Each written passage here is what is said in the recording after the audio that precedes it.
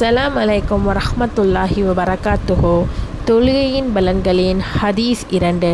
பாவங்களை போக்கும் தொழுகை. ஹஜ்ரத் அபூதர் ரலியல்லாஹு அன்ஹு கூறுகிறார்கள், ரசூலுல்லாஹி ஸல்லல்லாஹு அலைஹி வஸல்லம் அவர்கள் குளிர்காலத்தில் ஒரு நாள் வெளியேற சென்றார்கள். மரங்களிலிருந்து இலைகள் உதிர்ந்து கொண்டிருந்தன.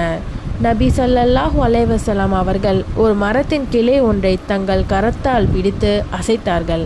அதிலிருந்து மேலும் இலைகள் உதிர்ந்தன. அப்பொழுது நபி அவர்கள், ஏ அபூதர் என்று கூப்பிட்டார்கள். லப்பைக், இதோ இருக்கிறேன் ரசூலுல்லாஹ் என நான் கூறினேன். அப்பொழுது அவர்கள், ஒரு முஸ்லிமான அடியான் அல்லாஹ்வுக்காக இக்லாசுடன் தொழுவாரானால் இம்மரத்திலிருந்து இலைகள் உதிர்வது போல் அவருடைய பாவங்கள் உதிர்ந்து விடுகின்றன என அருளினார்கள். அஸ்ஸலாம் அலைக்கும் வரஹ்மத்துல்லாஹி வபரகாத்துஹு.